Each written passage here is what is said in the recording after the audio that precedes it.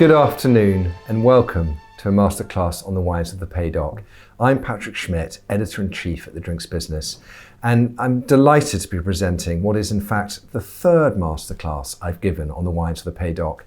And I have to say I'm a little bit sad that we're coming to an end because I've really enjoyed doing these masterclasses.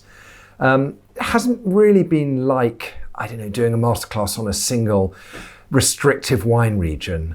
Such is the scale of the Pays d'Oc and such is the diversity of terroirs and grape varieties that it's really been like diving into an entire world of wine. Now this third masterclass I've called Native and Novel, and we're going to look in a bit more detail as to why that is, but essentially these wines that I hope you've all received and will enjoy tasting shortly are really focused on the native grapes of this part of the world, this area. I mean, the political boundaries today weren't the same as they were when these grapes first took root in the soils of the Languedoc area. But also the word novel is there because some of these blends are a little bit unusual. Some of the grape varieties that I've chosen are a little bit more obscure than we've seen in previous masterclasses. So it's really about highlighting wines that I think are interesting, that have lots of character, that are representative of the region, and they're a little bit unusual. They're not really replicas of things that you'd find elsewhere. Before we look at the wines, I'm just going to give a brief introduction, and I've entitled this slide, Why the Pays d'Oc? And I think it's really important to justify why I think these wines in this region is worthy of your attention. And I think that really relates to the fact that it taps into a lot of current trends. I've mentioned here things that are well known. There are a lot of famous grapes grown in this part of France. Things that are authentic. People like things with a story and a history, and there's certainly a lot of that here. The first vines, in fact, in France arrived through this part of the country. People are looking for things that are affordable. They always have been, they always are, but particularly at the moment with concerns over people's futures and the economic depression that we're facing, I think affordability relative to quality is of course very important. And I think the Pays d'Oc delivers on all these fronts. It's also somewhere that there's vast choice. It's kind of a viticultural playground for winemakers, and we'll look at why that is shortly too. Then there's something else that's really important about the Pays d'Oc, and I looked at this in my last masterclass, and it's relevant across the board. And that's because this is such a fantastically suitable place for growing vines. It's very good as well for organic grapes. There's a lot of wind, there's a lot of sun, it's dry, and therefore it suits relatively low cost organic grape production. And as we know, or rather I feel one probably ought to know, organic grapes and green sustainable viticulture is on the rise. There's something else as well. I mentioned affordability. There's also an issue of supply, I think, with a lot of more famous French wine regions, whether, it's Chablis or, Hermitage, parts of the Côte d'Or, particularly where Pinot Noir is grown. There's a kind of a limit on supply. The regions are finite, they're bounded, they're restricted, and costs are rising. And I think if people love the great Chardonnays, Sauvignons, Pinots, Syrahs, whatever it is of the world. Grenache is another example from Châteauneuf-du-Pape. But the prices are going up and they're worried that they can't continue to follow those prices upwards and enjoy those bottles.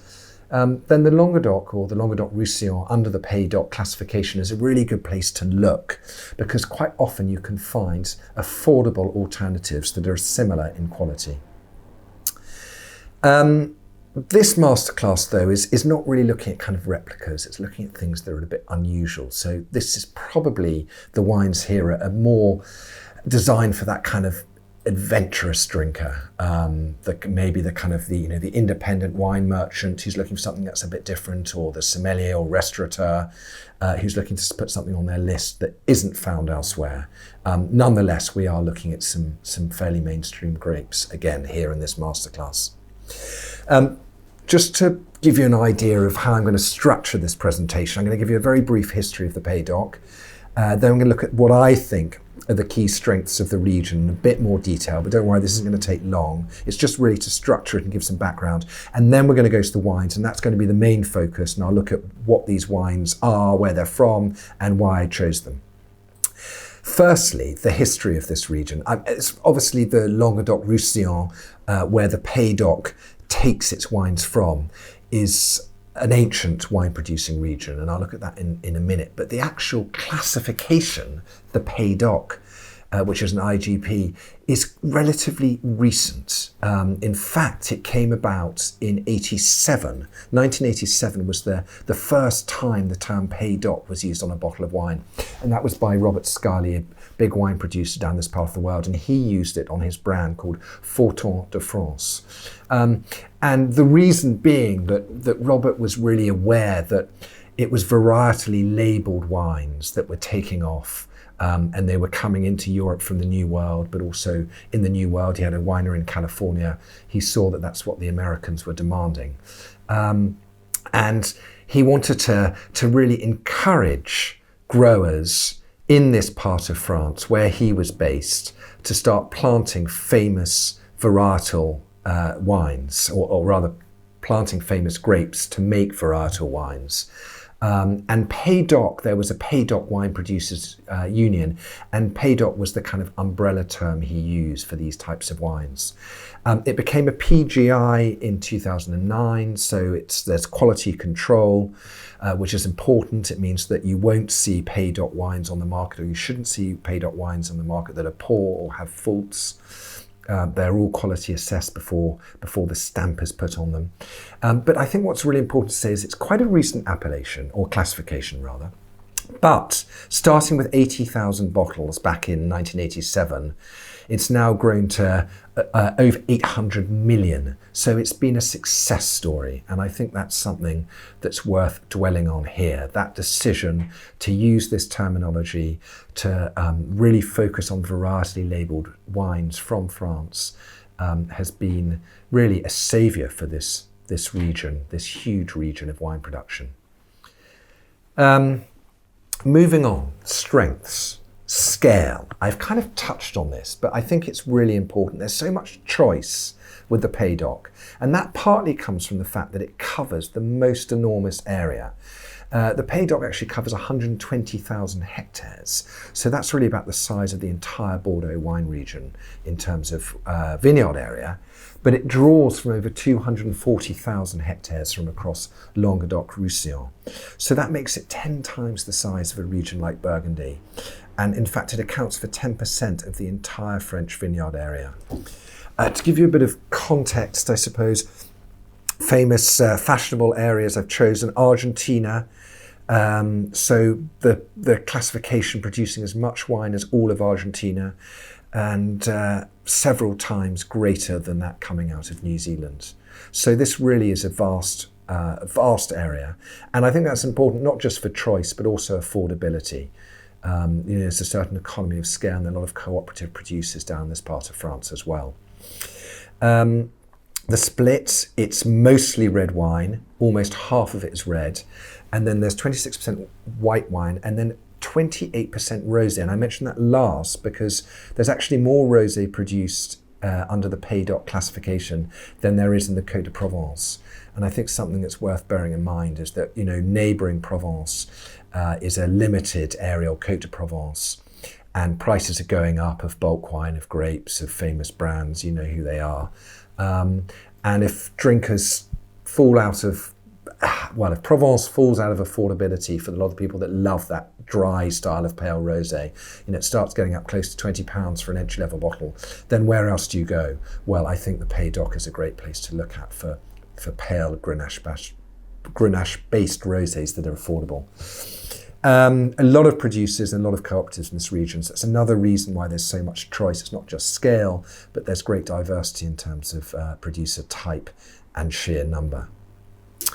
Image. I was quite pleased to find this picture of Carcassonne, the medieval walled town in this part of France, with some, just the kind of the shoots of some vines poking up in the foreground, because it's one of the things that I think lends weight to the positive, powerful image of this part of France that's rooted not just in the fact that it has over 200 kilometres of beaches, not just in the fact that it's so beautifully sunny, not just that it's rugged scenery, but it's got this kind of ancient architecture. You know, there's Carcassonne, they're medieval Cathar castles. So from a historical perspective, there's something very striking and very interesting about the region to visit from a tourist perspective. There's a lot of kind of wine tourism, in fact, emerging in the region, and a lot of Brits like to use it as their second homes. But yeah, it's a fantastic image, a fantastic part of France in terms of image. Diversity, I've mentioned this in relation to scale, but I haven't really mentioned it in relation to topography and location. This is where the Pays d'Oc is found. So it sort of extends from Provence to the Pyrenees, the border with Spain, and the capital of the region is Montpellier. And I think when you're looking at this part of France and what influences it, it's important to look at the wine regions that come close or border the Languedoc-Roussillon, where the Pays d'Oc classification draws from. And you see here that it's, you know, it's kind of abuts the southern Rhone, the home of Grenache blends. Then you've got to the west, you've got Provence, I've mentioned, with its Grenache-based rosés. And then you've got to the east is Provence. To the west, you've got the southwest of France, but also Bordeaux nearby. So that influence there of the Atlantic and the grape varieties that are grown along that coast. And then you've got the Spanish border nearby, so that's important as well. And I'll look at that a little bit with history. But you can kind of see where it's nestled in, and that's why when we're looking at some of the wines and the styles and the grapes are used, the influences are quite strong, particularly from what we know from the Rhone and Provence and southwest France. It's the largest and most diverse vineyard area in the world. I think that's quite a claim, and I don't need to say much more than that. But one thing it does have, I've mentioned kind of topography and nearby regions, is a vast array of soil types. I mean, you can kind of drive across, I don't know, about an hour of this part of France and cover every major viticultural geological base. Apart from perhaps a strong element of granite, but you've got chalk, limestone, clay soils, you've got shale, sand, you've got pebble terraces, you've got those amazing round stones that a Châteauneuf-du-Pape is famous for. Well, you'll find those too in the Languedoc-Roussillon. And this slide really is to show the mountain ranges that kind of shape the region or have a strong influence. Altitude is very important in this part of France, despite the amount of sun and the hot summers, because of the influence of mountains and the effect they have on winds. You have cold mountain winds, but also altitudinal effect as well on temperatures.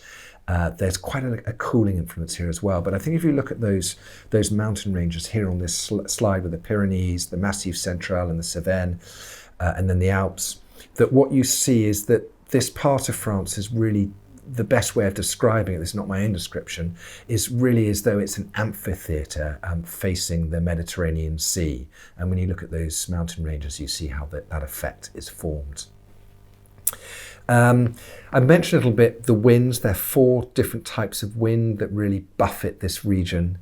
But the reason why those are important is not just for their cooling influence, but also for the circulation they provide. I think that's very important for low intervention viticulture, and that idea I was mentioning earlier about it being a good place for affordable organic wine production, because you really don't need a lot of inputs.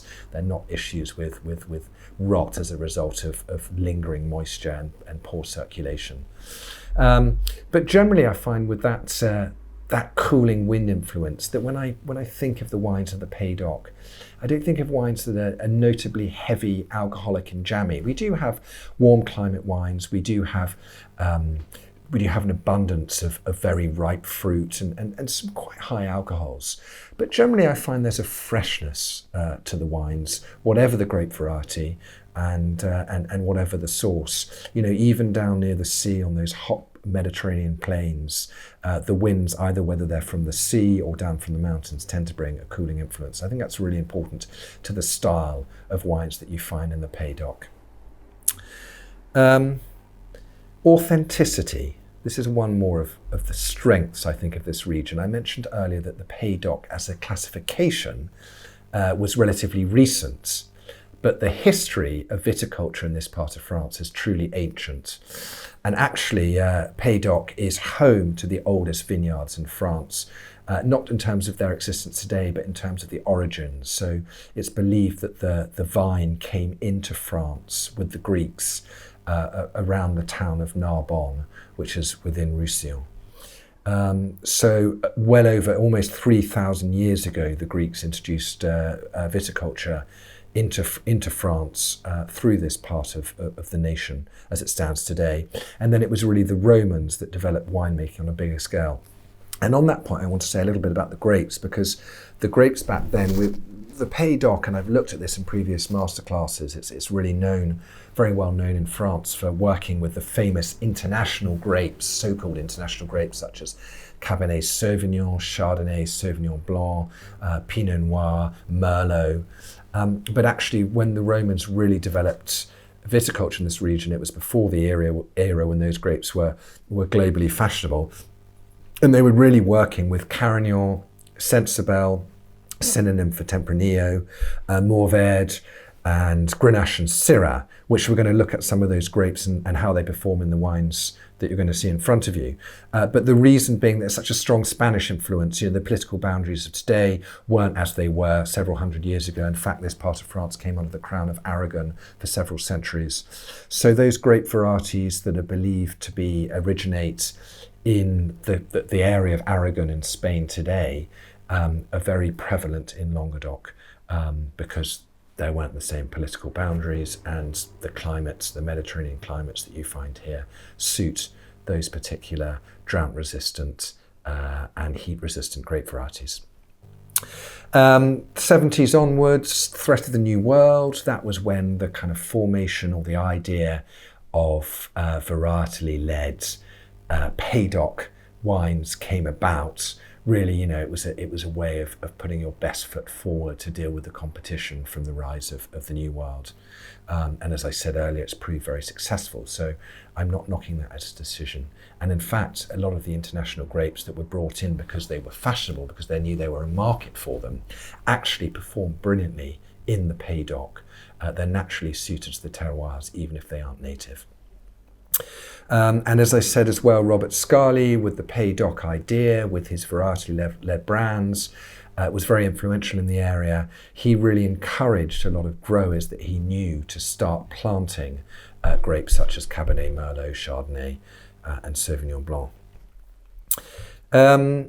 Nowadays, what you'll find is a lot of the growers that are producing these wines are also making AOP, PDO wines. So you might be making, top of the line, a Minevois or Minevois La Livinière from Syrah or a Syrah blend. And then you might be making a Pays d'Oc wine using a different set of grapes, just so that you have a bit more freedom.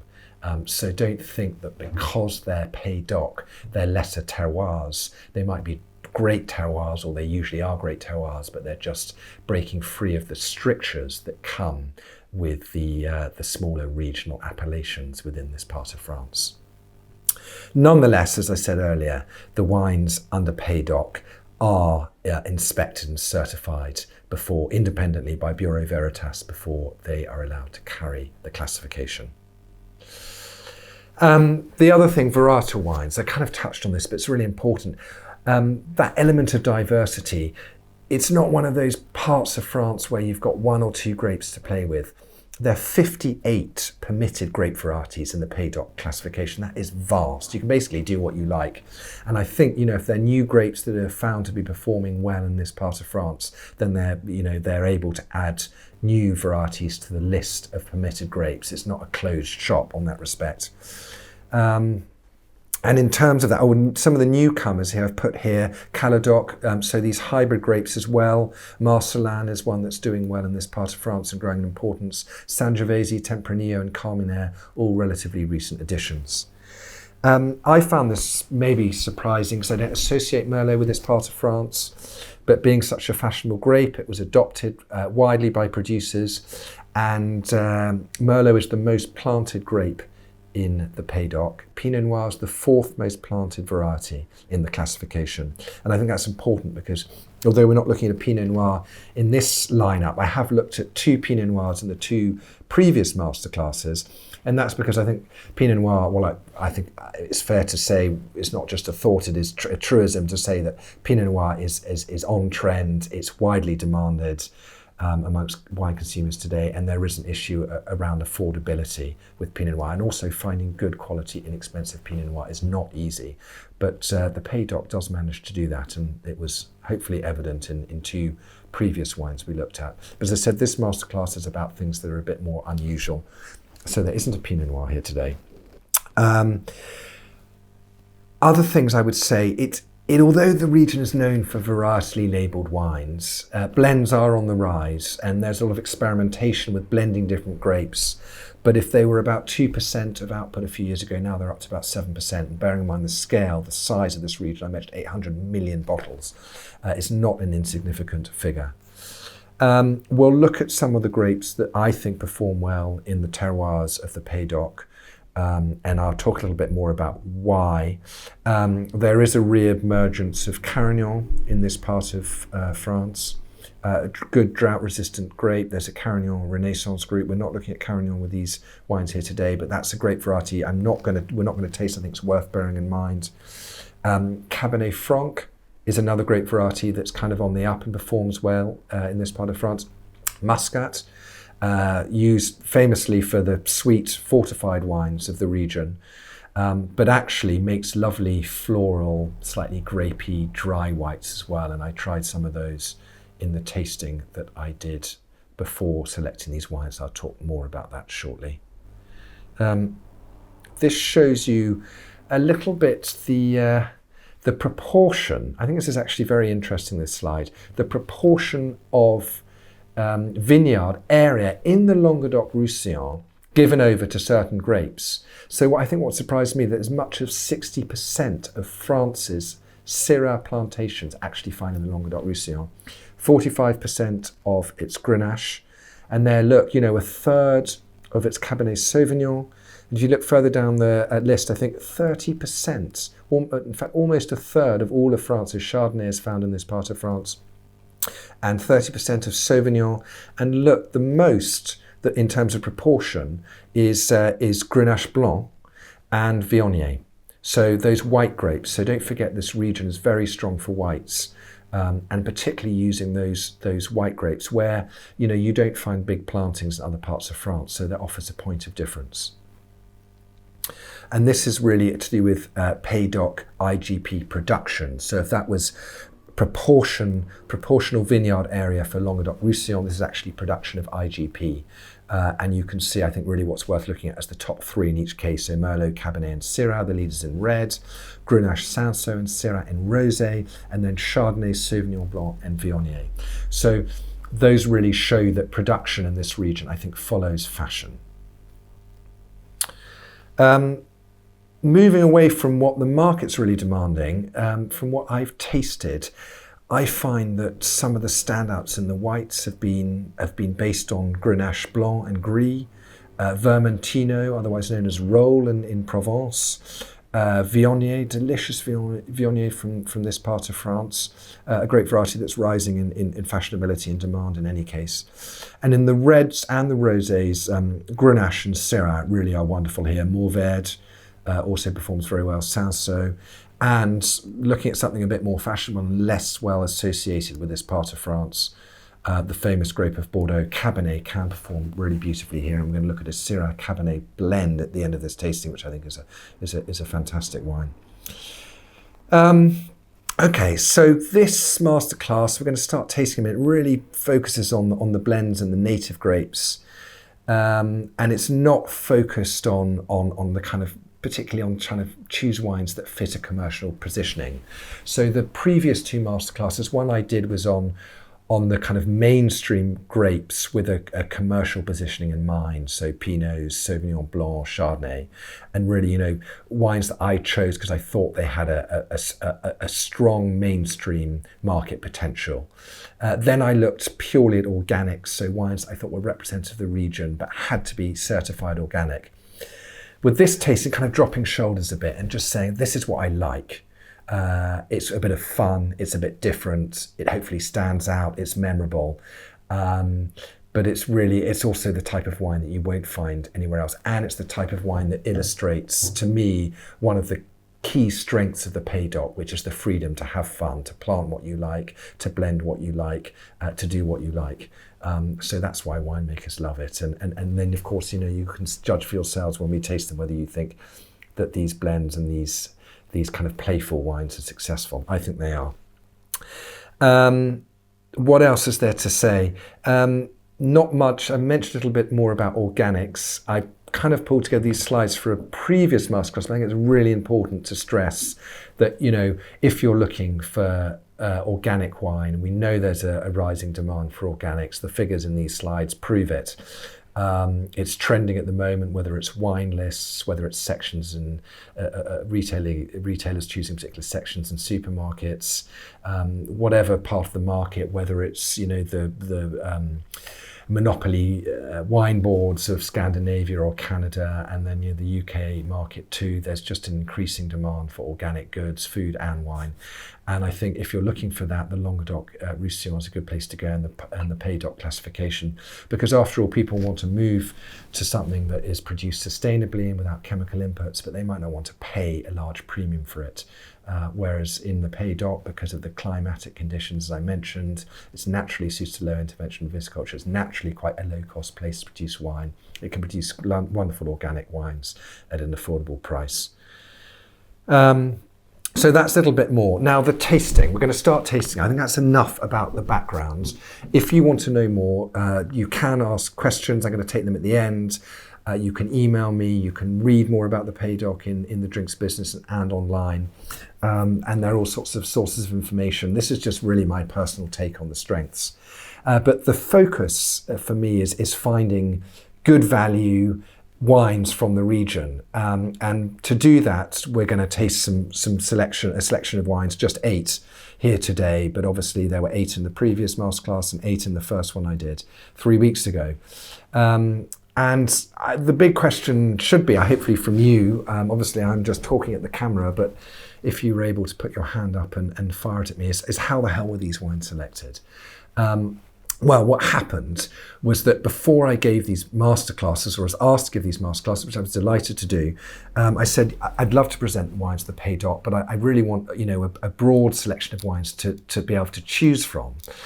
And the organisers, the Pays d'Oc classification, sent out a note to the producers and said, please, send in at least 2 bottles or a maximum of 2 bottles from your winery, putting your best foot forward, wines that you think would be suitable for the UK consumer, that reflects well what you produce. And I will, then Patrick Schmitt being me, will taste them. And I said that I wanted to do this completely blind. So all the wines were delivered to me, bagged up by Sensible Wines Services. And what that meant was I had about 300 plus wines, which was a fantastic result, to taste completely blind. And that for me was very powerful, because had I known what grape variety it was, or anything else, any other detail, I may have defaulted to writing or thinking what I already knew. Whereas not knowing whether it was a Vermentino or a Chardonnay, not knowing whether it was from a co-op or a little independent vigneron, meant that I could completely drop shoulders and just focus on whether I liked the wine. And if it turned out at the end of it that all the wines I liked happened to be Chardonnays, it would make for a boring set of masterclasses, but that's probably what I'd focus on. As it was, the wines I liked were from a really broad suite of producer types and wine styles and grape varieties. But what I did was, having tasted those 300 wines, putting them all in an Excel sheet with notes and scores. I scored them all on the 100-point scale. I then basically took a cut off, and anything that I scored over 88 points, I pulled together, and then I looked at the wines from there, the highest scorers that fitted particular style types. I said some of those were varietal wines, some of them organics, and then these things that just intrigued me. And these, what you're seeing now, are the ones that were the high quality wines from that massive tasting I did that was completely blind, that were a bit fun and a bit different, but still they were chosen on the basis of quality. And so you might say, where's the Carignan, or perhaps you might be thinking, where are some of the unusual things I mentioned, Tempranillo. Some cases I didn't get those types of wines submitted for the blind tasting, but it may have been that the wines that I tried from those particular grapes just didn't meet my quality criteria, which I said was an 88-point minimum, which from tasting would be sort of high bronze, silver point in terms of how I view medals and scores. So that's the background. I think we should get started now with wine 1. I need to reach for my spittoon. Hopefully you've all received the wines. You've got them in front of you. You've got decent glassware. You've got a comfortable chair to sit in. You've got the right temperature. And I think what's fun about these Zoom classes, although it's a bit strange for me to just be kind of talking this monologue into a camera and staring at a screen, so I can't gauge your reactions and I can't see whether you're fidgeting or frustrated or amused or whatever. It does mean that you have the wines in front of you and you can keep them. So you can taste them in your own rate, and you can carry on and enjoy them tonight with dinner, or you may have tried them last night, and see how they evolve in the glass, which obviously a masterclass in situ in a venue in London limits us. I think the other positive about doing it this way is that we can reach people right the way across the UK without you having to travel in. But I have to say, on this note, while I'm talking about it, it's obviously really not the same having to do things this way. But still, I'm glad that I'm able to interact with you on this topic. Okay, so wine 1, Domaine de Puy-Laché, Circular de Blanc. Apologies if my accent on these is terrible. I've only read about them and not heard about them. This is a wine, as I said, I found blind. I really liked it. I'm just going to taste it again. So bear with me while I slurp for a minute.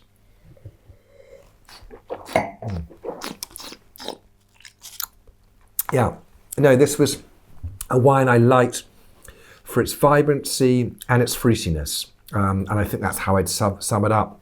It's got a peachiness, a certain richness, but it's also got a freshness. It's got that kind of almost like hint of pink grapefruit on the finish, certain saltiness. And then you look at the grape varieties that go into the blend that, of course, I didn't know about when I was tasting it blind. An unusual blend. Highlights the freedom that winemakers have with the Pays d'Oc, but you look at the grape variety, well, that fits. A bit peachy, a bit fruity. There's some Viognier and Chardonnay in there, and then the freshness, and I think that's the Vermentino. That even in hot climates, it's a wonderful grape for these Mediterranean climates. It produces this lovely fresh acidity and often this kind of citrus grapefruit character, slightly sort of tangy, zesty edge. I mentioned before the fact that some of the non-native grapes that are famous from other parts of France actually have made the Languedoc-Roussillon a very successful home. I was really thinking of a number of them, and Cabernet being one, and we'll look at that later, but also Chardonnay. Chardonnay performs really well in parts of the Languedoc-Roussillon. I think there's good reason for that. One of them comes down to the points I was making earlier about the cooling effect of the wind and those mountain ranges, not just for producing winds, but the altitudinal effect that comes from planting it at higher levels in the kind of foothills of those mountain ranges that I looked at earlier. But also limestone. Chardonnay has an affinity for limestone-based soils, and you know that from the chalk of Champagne and the soils of, let's say, Chablis. But there's a lot of limestone here in the Pays d'Oc, and if you think of a region like Limoux, which is famous for its barrel fermented Chardonnays and its sparkling wines as well. But it's not the only part of this region where there's limestone. So Chardonnay performs well. And it blends really nicely with Viognier, we know, and beautifully with Vermentino to give a bit more interest and freshness. I noticed there are quite a few blends of Chardonnay, Viognier and Sauvignon Blanc as well, you'll find down here, using another famous international grape. I don't think there's much more to say, except there are quite a few varietal Vermentinos under the Pays d'Oc classification. And some of the producers that we're going to look at here later on, like Chapoutier, do good versions. Bear it in mind. Vermentino is becoming quite trendy, Italian, native to Italy, but it's a Mediterranean grape, widely planted in Sardinia and Corsica and the Tuscan coast, believed to originate from Liguria. But basically, it likes hot climates that are near the Mediterranean Sea.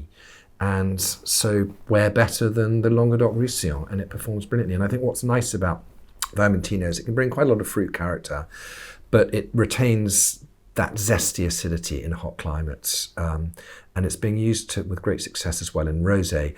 A lot of the really good rosés that you see from Provence blended or co-fermented with roll, as they call it, which is just the synonym for Vermentino.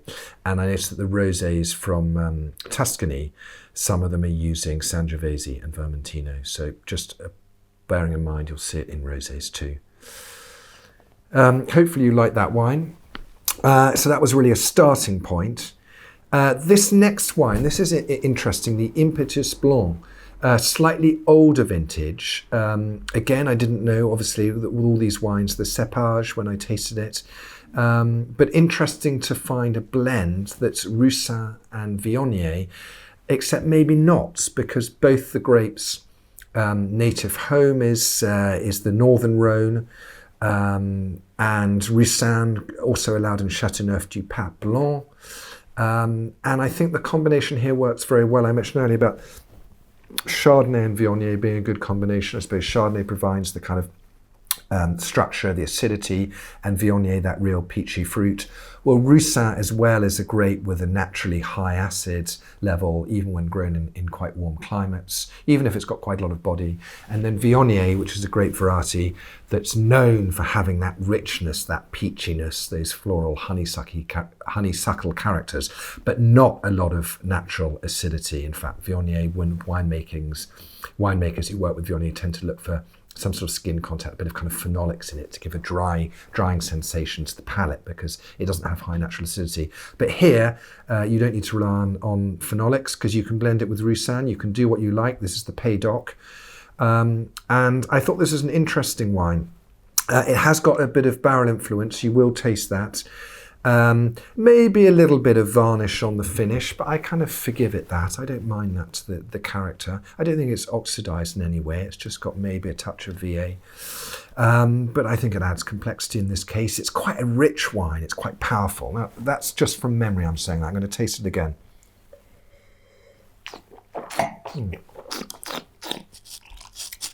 It's not cheap for a white wine under the Pays d'Oc, but I think with this final tasting, I wanted to show you things that were fun, were high quality, were interesting, without restricting myself too much on price, because the earlier masterclasses, they really were focused on trying to find things that I thought had really strong commercial potential. And for that, I kept the wines really pretty much in their entirety below £10 UK retail. There was one or two at the end that were 10, 11, 12 quid. But here I'm going a little bit more premium and showing you what the Pays d'Oc can do at the top end, as well as things that are a bit unusual, taking away the stricture of price and taking away the strictures of organics and international famous grapes only.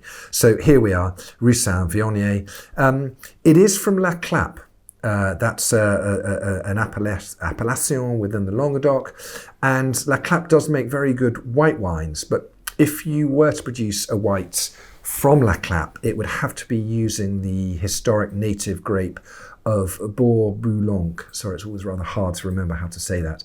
And obviously we're looking at Pays d'Oc, so had it been a Bourboulon-based white wine from La Clappe, it wouldn't have fallen within the Pays d'Oc classification, so I wouldn't be looking at it here today, but it would be a lovely wine nonetheless. Here we're looking at things that fall outside the classification, and hence this producer puts their Roussin and Viognier under the Pays d'Oc classification, because it breaks the rules of the appellation. And just a little bit about this producer. It's a historic estate, and it's undergone a resurgence. And I thought, I didn't know anything about it, and I think it's one to look to. And I think this is a really interesting wine that draws attention to the kind of the character and the personality of some of the finer whites from this part of France, which to me tend to have quite a lot of oily richness, quite a lot of kind of apricot and pear style of fruit flavours, sometimes a gentle, slightly sort of noble bitterness, but they're not like white Burgundy, they're not like anything from the Loire, they're not like Chablis. I don't know. They're very different from whites from other parts of France, and I think they really stand alone. But for me, what I find and like about them is they're quite often quite textural. They're quite sort of fat, full-bodied whites, but without being too hot. And also, you do have some of them that really marry very well with a little bit of oak influence. And on that point, I think with barrel fermentation or barrel aging and white wine, you do need something with a bit of weight. And the Viognier that's used here or grown in the Languedoc, it's important that for high quality Viognier that you keep the yields quite low. It needs to be harvested late and fully ripe, and the yields needs to be kept quite low.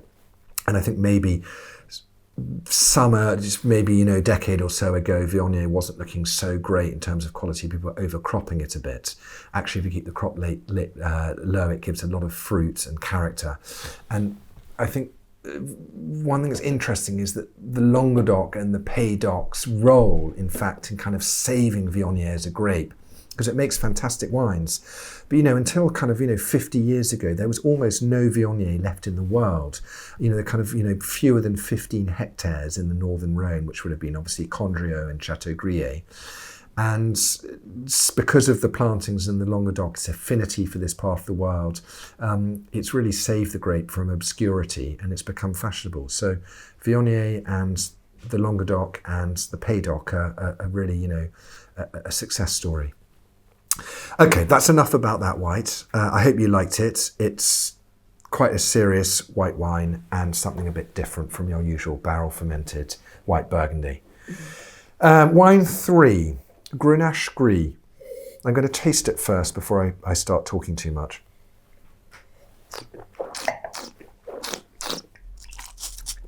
And when I tasted it, I think it fell in the category of wines earmarked to rosé, and I put in my note, because I had a little sample in my glass, this is not a rosé, because it's so barely tinged with pink. Well, that's because it's made 100% with Grenache Gris, which is the pink skin variant of Grenache, which comes as a white grape and a red grape. And therefore it's just very lightly pink as a grape variety. And then this wine is just made with very brief skin contact. So it's barely tinged pink. It's a category of wine that you'd call in France a Gris in any case, not a rosé. But it was served to me as a rosé. I sort of view it as more of a kind of slightly richer white wine. And I think it's a really interesting example of what the Pays d'Oc does very well, which is what I was talking about earlier, which is these full-bodied style of whites, even if it is more like a rosé in terms of colour. And I think this is a really good example. It's under screw cap. I'm not wild about the packaging, but I don't think that's hugely relevant. I think what it kind of illustrates to me is bear in mind the Gris world of Grenache, because Grenache, which has become, and I'm so pleased to see this, kind of newly a bit more fashionable, is really focused around the Grenache Noir, the red Grenache-based wines from the Languedoc, from the southern Rhone, and then of course into Spain as Garnacha, whether it's the lower areas of Rioja or famously the fine wines of Priorat and Navarra, another good source of Garnacha-based reds. But the white or the Gris varieties get a bit lost, and I think Gris is a really exciting find from this part of France because you get a bit more body. If you look at Gris variants of other wines. So let's say Pinot Gris or Sauvignon Gris. They tend to be slightly richer, fully bodied variants or examples of their Blanc equivalents. And I think that's the same here as well with the Grenache Gris. You just get a bit more body than you might the Grenache Blanc, and obviously a bit more colour. Just on the subject of Grenache, I mean, it's glad to see it's undergoing resurgence. It's very well suited to the climate of this part of France. It wasn't terribly fashionable. Syrah is considered more fashionable, and a lot of Grenache was ripped out in the 90s. About 10,000 hectares was removed from the Languedoc-Roussillon, taken out of the ground in the 90s alone, and that was really to replant with the more fashionable grapes that I mentioned earlier, as well as Syrah. I hope you like this wine. It's something a bit unusual and a bit different. Okay, now onto a fully fledged proper rosé in terms of colour, and I suppose more in keeping with the style of rosé that's so fashionable today, which is of course the Côte de Provence style of very pale, very delicate pink wine. Again, I'm going to taste it before I talk about it.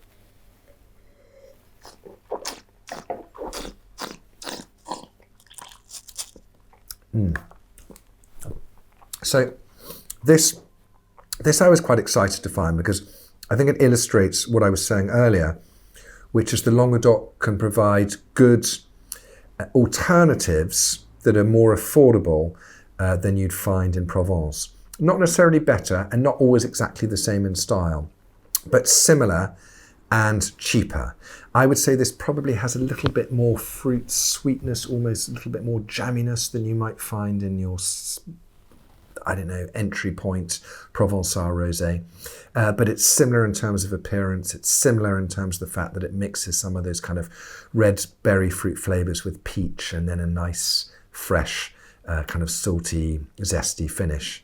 I think it's a very good wine. It's from Masterclass Chevalier, and that is an estate that was found, and well, it comes under Domaine La Roche, but it was found and bought in 1995 by Michel La Roche, who'd spent about 10 years looking for the kind of ideal vineyards in this part of France. He knew he wanted to invest here, but he spent a long time looking and then settled on this place that's quite near Béziers.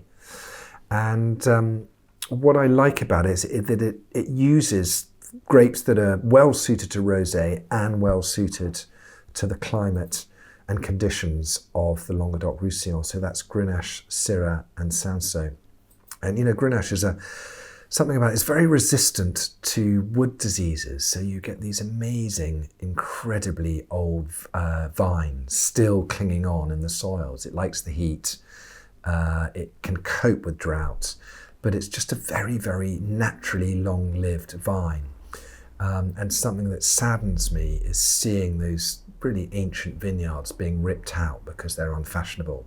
So I'm hoping that things like rosé and the rise of fine rosés, which really require Grenache for the style that's so popular today, that sweet red fruit but freshness, pale colour, will help preserve those old vine stocks.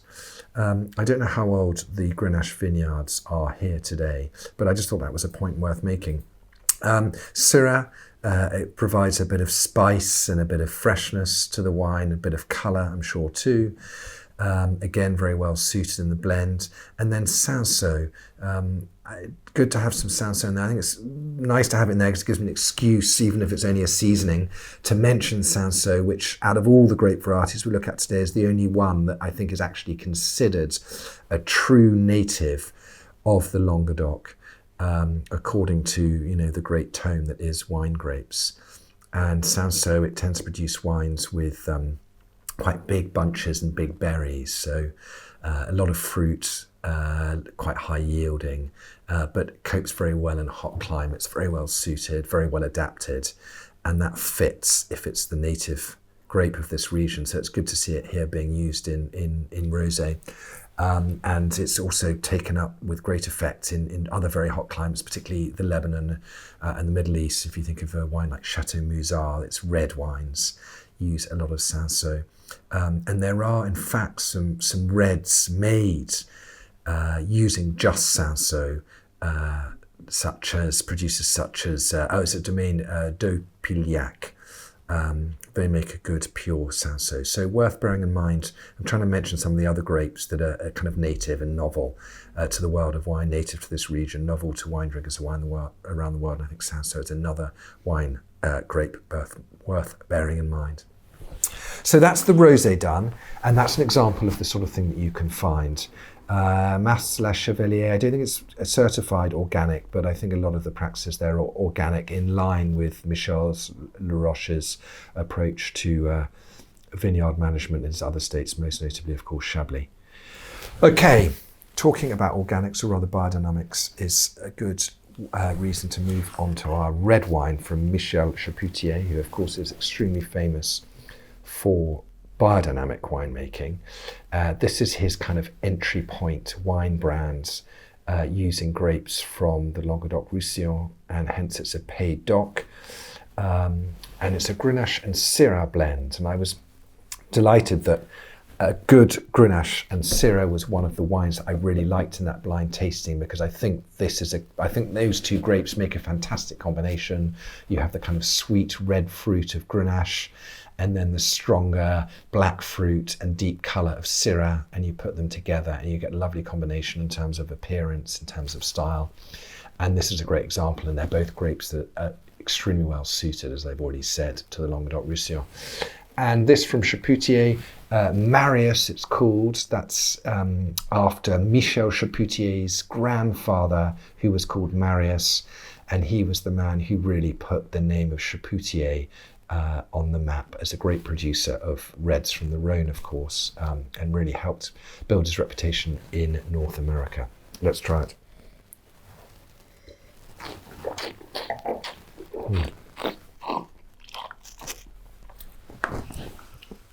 Lovely, not a sophisticated wine, not hugely complex, but a really nice example of the kind of the fruit character of grapes in this climate. I was talking earlier about the ripeness, but the lack of jamminess, the concentration, I suppose, you get under the sunny climate of the Languedoc-Roussillon, but then the winds bring a certain freshness. I think that wine shows it well. There's no barrel influence, there's no sweetness from barriques or staves or whatever else. It's just pure, fresh, ripe, red fruit, and a little bit of spice. And I think it's a really nice, honest, affordable wine if you think maybe, I don't know, if you a great lover of lighter bodied reds, but you know, Pinot Noir under a tenner is hard to find that's any good or not too stalky.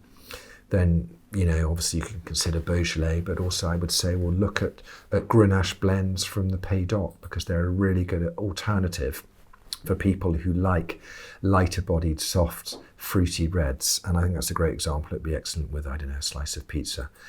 It's not meant to be sophisticated, but it shows what the region does very well, and particularly how successful this blend is.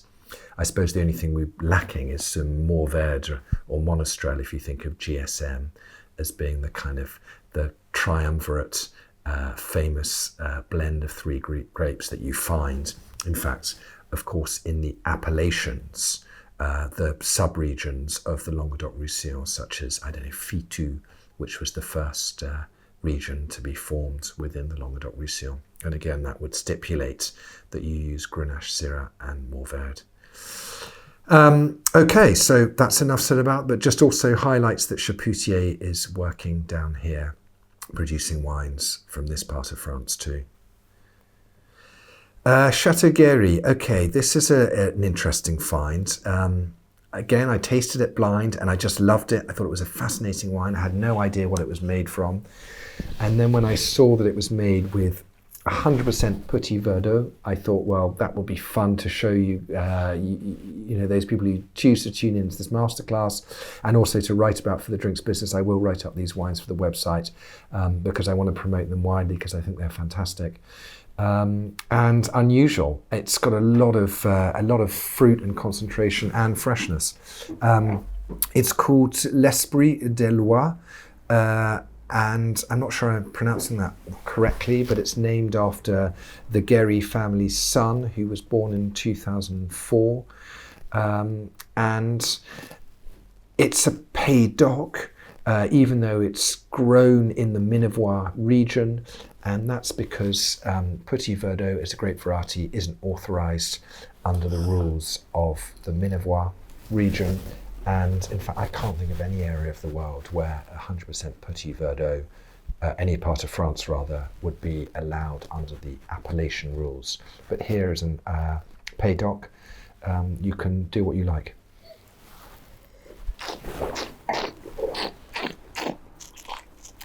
Well, I say do what you like as long as it's from within the Languedoc-Roussillon and it's of a certain quality. So I hope you like this wine. Now I've tasted it. I think it's interesting. It's got a lot of intense black fruit. It's got some chocolate. It's got some wood influence, and then it's got this kind of brightness. It's got quite firm tannins, but it's not really like other wines from other parts of France. It stands alone, and I also think it's interesting to try it because Petit Verdot is a grape that generally you see blended, so it gives you an example of what the grape is like when it's on its own, so you can understand why people might use it in a blend, and they use it in a blend to give colour, structure in terms of both tannins and acidity, but also to see what it's like when it's fully ripe. Petit Verdot is a blending components in the great chateaux of the Medoc in Bordeaux, but it's not always used because it's hard to get ripe. I think one of the producers a bit more famous for using a slightly higher percentage of Petit Verdot is Chateau Palmer in Margaux, but even then it uses about 5 to 6%, so it's still tiny proportions. And the grape is very closely associated with Bordeaux, so you might be thinking, well, what's it doing down in the Languedoc? Well, it seems a bit odd that it should be so closely associated with Bordeaux because it's a very late ripening variety, and a late ripening variety would normally favour a place with warmer climates and longer autumns, a longer growing season, which is what you find in the Languedoc-Roussillon. So actually, looking a bit further into it, it turns out that not only does it perform very well in this part of France, it holds its acidity, it's late ripening, but also it doesn't actually have as a native home Bordeaux. Its actually native region is believed to be the Pyrenees Atlantique, which is just slightly to the west of the Languedoc-Roussillon, that area near the Atlantic coast, but equally south, near the kind of, I suppose, the area of Saint-Sebastien, if you go inland, the kind of Basque country, the area of kind of Irulegui in southwest France. Anyway, that is believed to be the home of Petit Verdot. So it hasn't actually travelled particularly far, just a bit further east to reach the Languedoc-Roussillon, and where it performs very well. And I remember a number of years ago, one of the big names in Bordeaux, the man behind Chateau Pichon-Baron, Christian Seeley, well, he's an Englishman, but he heads up the estates of Axa Millésime, and they have Chateau Pichon-Baron second growth in Pauillac. But he also invested in an estate down in the Languedoc called Mas Belles-Yeux. They've since sold it to Les Granchers de France.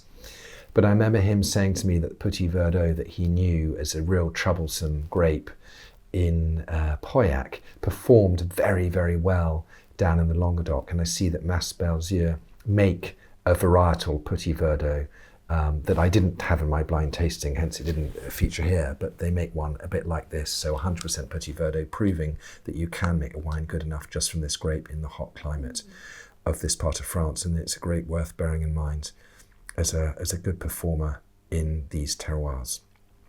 Okay, so enough on that. Wine number 7. Okay, this another interesting varietal wine, but whereas the varietal wines in the first masterclass I gave were focused on those famous grapes, be they Merlot, Cabernet, Syrah, or the whites, Chardonnay, Sauvignon Blanc, these are varietal wines made from grapes that you don't normally see as varietals, single varietal wines or grapes that are a little bit more obscure. Let's taste it.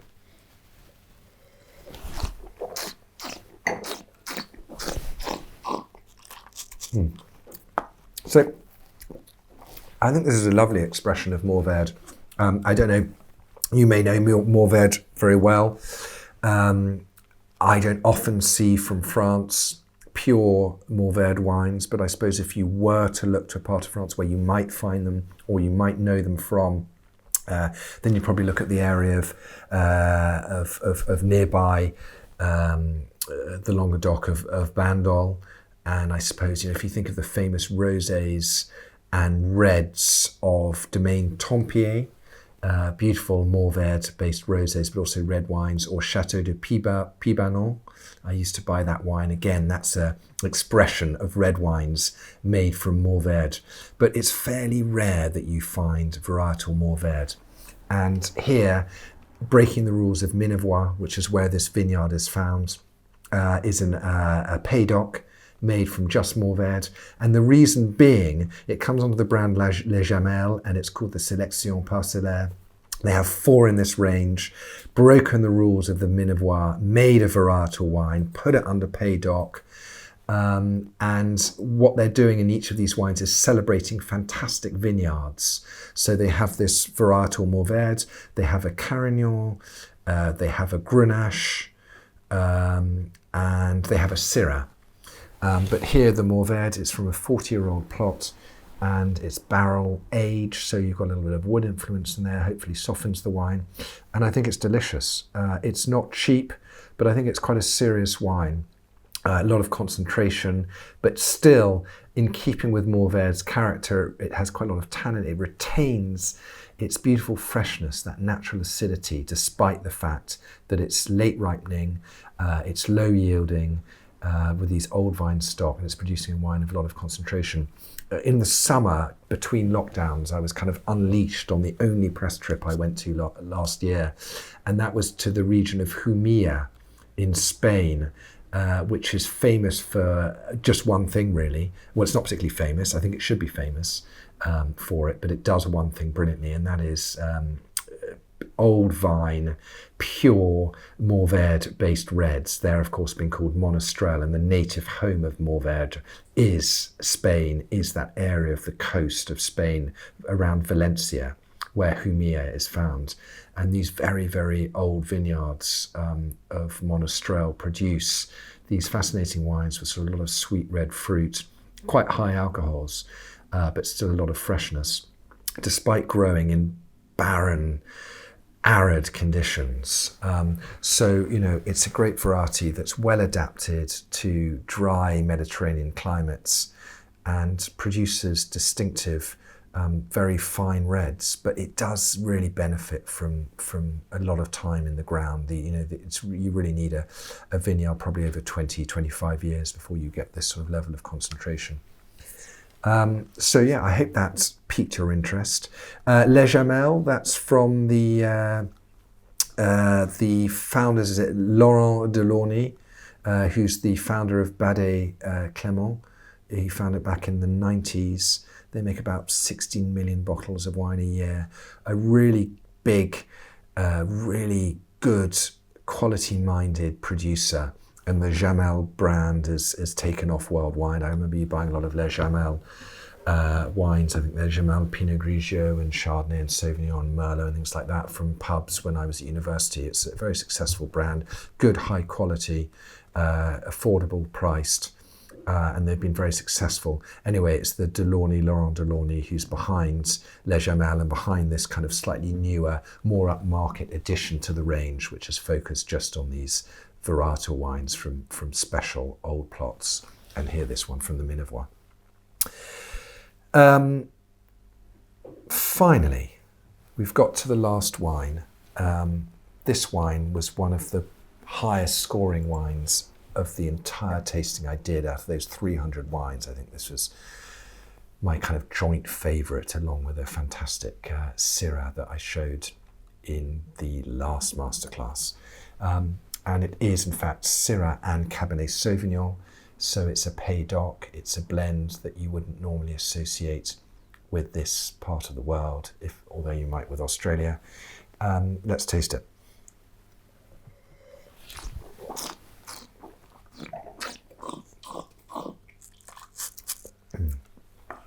So this wine really intrigued me when I tasted it blind, because it's quite powerful, but it's not heavy. It's quite structured, but it's not too drying.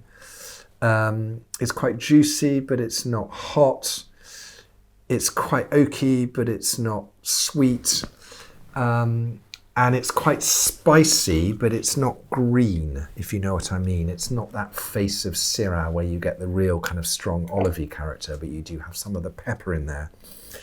I didn't really massively know or pick up on the Cabernet, but now I know there's Cabernet in there. You get some of the black fruit and some of the kind of dense tannic sensation that you would expect with fine Cabernet.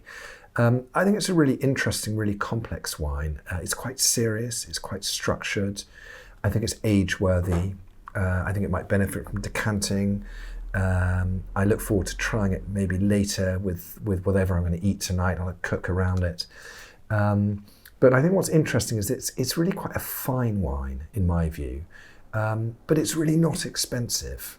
You know, it's 15 to 20 pounds. Okay, that's not inexpensive, but I think relative to great wines of the world, it's very affordable. You know, we could look at drawing comparisons with, you know, good chateau in the Médoc, or I don't know, Saint-Joseph in the Northern Rhone, and you know, you'd be looking at 25 quid or above for equivalents, but you're paying for the name there. You're paying for the region, you're paying for the exclusivity. Here you're not paying for any of that. It's a Pays d'Oc. You're just paying for the fact that it's a really delicious wine that's obviously made in quite an expensive way. But you're not paying for any of the kind of snob value. And I think it's really interesting. It's from a family-owned estate, the Daigues Belle, and it has a history that goes back hundreds of years. But the vineyards were only restructured in the turn of this century in 2000. So it's kind of had a resurgence. It's kind of a more famous, quality-minded modern history. And I think one of the things is that they keep yields low. It says from its sites of around 25 hectolitres per hectare, and hence that concentration. Very fine élevage. They're 12 months aging Allier oak barrels. And the other thing is it's from the part of the Languedoc called Pic Saint-Loup. And I think that's relevant to this, because one of the things about Pic Saint-Loup is one of the cooler and wetter parts of the Languedoc. And it's more similar, if you look at degree days and rainfall levels, to the climate you'd find in the Northern Rhone. And hence the suitability to this appellation to Syrah in particular. But obviously it's not a Pic Saint-Loup AOP, because it's a Pays d'Oc, because it uses Cabernet Sauvignon in the blend. And I think the producer's feeling is that they just want to make the best wine possible with the ingredients they have in this site, rather than stick to the rules and be able to label their wines as Pic Saint-Loup. So I hope you enjoyed that. I think that's a really interesting find. It's a wine that I very much enjoyed drinking. And I think also it's there to highlight that Pays d'Oc doesn't always mean entry-level, soft, juicy, easygoing reds like we had with the Marius Grenache Syrah blends of Chapoutier. It does those wines brilliantly, and that's probably why you might look to this part of France. But my aim here is to show you that actually you can find some finer wines. And when you look to fine wine from this part of France, with the Pays d'Oc classification, what you get is really good relative value, because you're not paying for any of those associations with famous regions. You're just paying for quality winemaking. With that said, I'm just going to make a few wrap-up remarks before we deal with the questions. I think I've mentioned quite a lot when we've been speaking about the appellation of the Languedoc-Roussillon, whether in that case it was Pic Saint-Loup or Minervois or wherever it is. But then said, well, actually, these aren't those appellations, they're Pays d'Oc.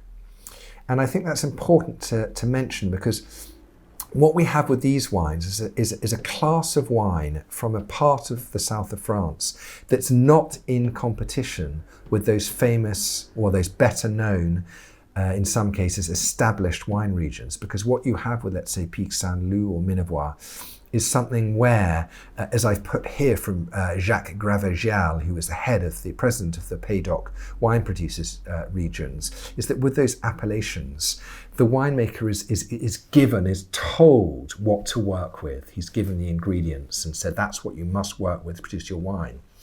But if he goes to the Pays d'Oc classification, he can choose what to work with and, as I've put here, invent his recipe. And the reason why I want to mention that is the two aren't in competition with each other. They're highly complementary. So this region does two things, this part of France does two things very well, and you can take your pick. But what it does mean is that when you get to the Pays d'Oc, and as we've seen today, you tend to get wines that are a bit more innovative, a bit more unusual, because someone's chosen the classification because they want to be a bit more playful. Lastly, really, I just want to say, I think, one of the things about the Pays d'Oc is, please bear it in mind, because of its diversity, because of its authenticity, because of its value for money, and also because it's consumer oriented. As I said, a lot of these labels and these wines are varietally labelled, and we know that about at least 3/4 of wine sold in the UK market is varietally labelled. It's how people buy wine. Okay, in France they may buy by region, and a fairly sophisticated consumer in this market may buy by region. But for the most part, people buy by grape. And if they're choosing Chardonnay, Sauvignon, Malbec, Cabernet, whatever it is, and you want to find an alternative, affordable alternative, or just a great quality example, you can come to the Pays d'Oc. But we have done 3 masterclasses, and that's not the only thing that I've highlighted. So I think really in summation, I would say that there's kind of 3 key strengths this part of France. One of them is that commercial opportunity that comes from those varietal wines I've talked about that are found at keen prices. So we saw that in the first masterclass. The second one really drew attention to the other main strength, in my view, this is, of the Pays d'Oc classification, which is the ability of this region to craft really good quality, affordable organic wines. And then this final third masterclass has drawn attention, I hope, again, to another strength of the Pays d'Oc. And that is that the region is able to craft, to produce fine wines with character, but not the prices that one would associate with those traditional regions of France with finite supply. So I hope you've enjoyed the masterclasses. I hope this one's been of use. I hope you agree with me that there's a lot of character and personality and interest in the wines from this part of France. And this is just a tiny, tiny snapshot of what's on offer. So it's just designed to whet your appetite. So thank you very much for joining me and listening. And I do hope you can enjoy the leftovers later on tonight. And please read more about the Pays d'Oc on thedrinksbusiness.com. Having wrapped up, I am able to take a few questions. So I now have to be past a tablet where I can see, and if I can't answer them now, I will let you know too. Okay, so I'm being asked, do you think that the balance between independent growers, which represent 5% of the regions, and co-ops, 95%, will shift in the future as growers realise the potential of producing top-class wines rather than selling their crops to co-ops? I think that's an excellent question. You do see some of these vignerons setting up on their own. And in fact, the last masterclass, I showed a Viognier, a barrel fermented Viognier. It wasn't cheap. I said we did 1 or 2 that were just over a tenner. It was about 12 quid. And it was a fantastic wine. I absolutely adored it when I tasted it blind. And then I looked it up and it was exactly that. It was a producer who was supplying his Viognier to the local cooperative, and then thought, my dream was always to make my own wine. So he spent the weekends building his own winery, and then sold his motorbike to fund some of the winemaking equipment, and then started doing exactly that. He stopped selling to the co-op and started making wine on his own. Do I think the proportion will shift in a great way? I think it would be very slow to happen. I think it's quite difficult to carve out a niche, as we know, in international markets to reach the consumer. The real cost of creating a wine brand isn't making the wine, it's actually marketing it. And I think that'll be a challenge for some of these smaller producers. But what I would say is that this part of France is gaining in recognition for the fine wine end of things. Not always using the traditional grapes, as we've seen with these Pays d'Oc wines here today. And I think with that will probably come greater investment from producers from maybe smarter, more established parts of France. And they may come in and decide to set up estates, and that might take some of the production away from the co-ops. But the fact that the co-ops are very established in this part of France is very important for the continued success of the region, because they offer a model that suits producing wine in large volumes, shipping it around the world. The supermarket buyers like working with that sort of stricture, and it guarantees an income for those little growers. So I can't see a model really replacing that on any scale, but I think you're right, there probably will over time be a gradual shift as this region gets better discovered for quality and people decide to bottle their own, a bit like in Champagne, where growers could, guarantee an income by selling to the big houses, but seeing the success of fine Champagne and the margins on a bottled product, decide to make it their own. But still, if you look at the situation in Champagne today, the proportion of grower champagnes is actually in decline, because it's so hard to market the end product. It's just easier to have a guaranteed income annually by selling your grapes. Okay, one other question. I hope that answers it. How do you feel wine 8, so that was the Syrah Cabernet blend, compares with Aussie Shiraz Cabernet wines? I don't think it does really. I think it's very different. I think, to me, that tastes very Languedoc, very Pays d'Oc, very French. It's more Rhone. It's kind of more northern Rhone to me. And I suppose I'm thinking Shiraz Cabernet. I'm thinking the famous wines of the Barossa, or at the top ends, the great fine wine of Australia being Grange, which is a pan-regional blend, a South Australia blend. But I think, in Australia you probably get, or in my experience, you get a bit more fruit sweetness, a bit more richness, and then quite often I get a little bit more coconut style oak sweetness in there, which I think is delicious and complements the wine. It's not, I don't say that disparagingly, but I find that this wine has a drier taste, and the wood component, rather than being more sweet vanillin, chocolate, coconut, to me is more kind of cedar and cigar box. The tannins are a bit drier. The fruit profile is a bit less juicy, and the wine style is a bit less soft. So I think, in a way, actually the only similarity is the cepage, is the blend of Shiraz and Cabernet. I don't think the wines taste particularly like anything from Australia. That's just my opinion. Disagree as you like. As I said earlier, thank you very much for listening to me. Questions, please, if there are further ones you want to ask, email me, patrick@thedrinksbusiness.com.